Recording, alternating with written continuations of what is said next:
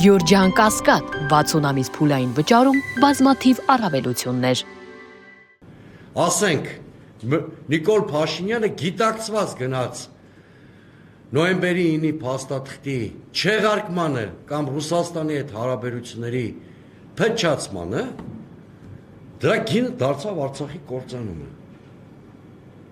Հայաստանը գին կվճարի նաև անկախ նրանից իշխանություն կփոխվի, թե չի փոխվի։ Եթե մենք սվիններով փորձենք պայքարել թրիփի դեմ, այդ դեպքում էլ Միացյալ Նահանգները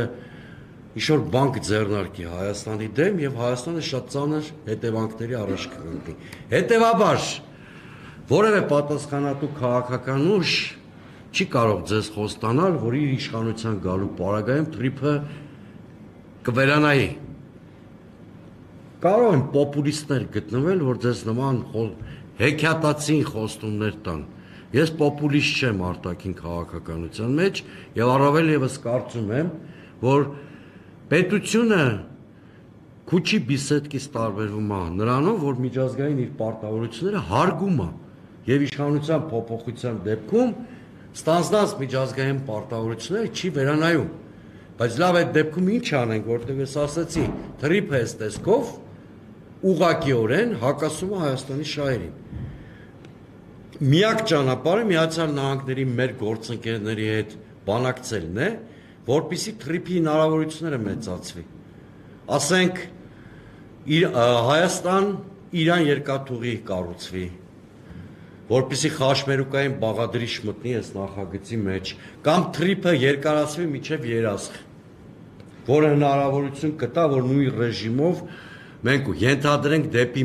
Իրան կամ Մեղրի անցում կատարենք Նախիջևանի տարածքով։ Իսկն նման բաղադրիչներ պիտի փորձի Հայաստանը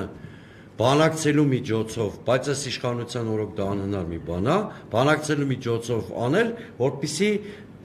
թրիփ գումարած ստանանք կամ ներառվեն այդ նախագծում նաև Հայաստանի, Իրանի, Ռուսաստանի շահերը եւ ինչ-որ բան ստեղծվի։ Կամ էլ մնում է հուսալ, որ Միացյալ Նահանգների եւ Ռուսաստանի հնարավոր գլոբալ համաձայնությունների համատեքստում Վաշինգտոնն ու Մոսկվան կարող են կոնսենսուսային լուծումներ գտնել նաև մեր ռեգիոնի հետ կապված, նաև այս ճանապարհի հետ կապված, ինչը թույլ կտա ավելի բալանսավորված մոտեցումներ ակնկալել։ Բայց կրկնում եմ, նոր իշխանության առաջի գործը պիտի լինի այս թրիփ նախագիծը այնպիսի բաղադրիչներով հարստացնելը, որ մի կողմից արտահայտված լինեն Հայաստանի շահերը, մյուս կողմից Հայաստանը չդառնա ֆորպոստ ընդդեմ Ռուսաստանի կամ Իրանի, որտեղ այս տեսքով սա ական է, որ մի օր պայթելու է, այս տեսքով թրիփը ական է, որ մի օր պայթելու է, այս տեսքով թրիփին չեն կարող համաձայնվել, կամ այս տեսքով թրիփի դեմ չեն կարող քայլեր չանել, թե Իրանի Իսլամական Հանրապետությունը, մանավանդ պարբերաբար ընդեղից հայտարարություններ դուք լսել եք, վերջինը Այաթոլլահի հոգևոր առաջնորդի քաղաքական գլխավոր խորհրդական Վելայաթի հայտարարությունն եմ ուզում հիշեցնել, նաև ուզում եմ հիշեցնել Ռուսաստանի Դաշնության փոխվարչապետ Օվերչուկի հայտարարությունը, որը կարծեմ 3 շաբաթ առաջ հնչեցրեց, որ առանց Ռուսաստանի մասնակցության թրիփը չի կարող գործարկվել։ Սա հենց իմ ասացի մասին,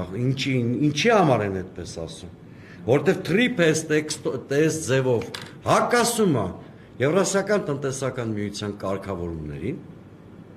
հիմա տնտեսագիտորեն չմարանամ, չբացատրեմ ինչի հակասում, որտեղ երկու մաքսային ռեժիմների ներդաշնակություն նույն ճանապարհի վրա չի կարող տեղի ունենալ։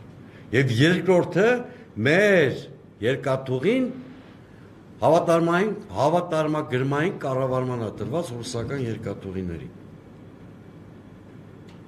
Հետևաբար ես շատ հակիրճ ես փաստաթուղթը, եթե մանրամասն ուսումնասիրենք, այլ ականներ էլ անշուշտ կգտնվի, ես առավոտյան ուղղակի հասցրել եմ այդ մեծ ծավալը նախնական ուսումնասիրության ենթարկել եւ այս կետերը առանձնացրել եմ։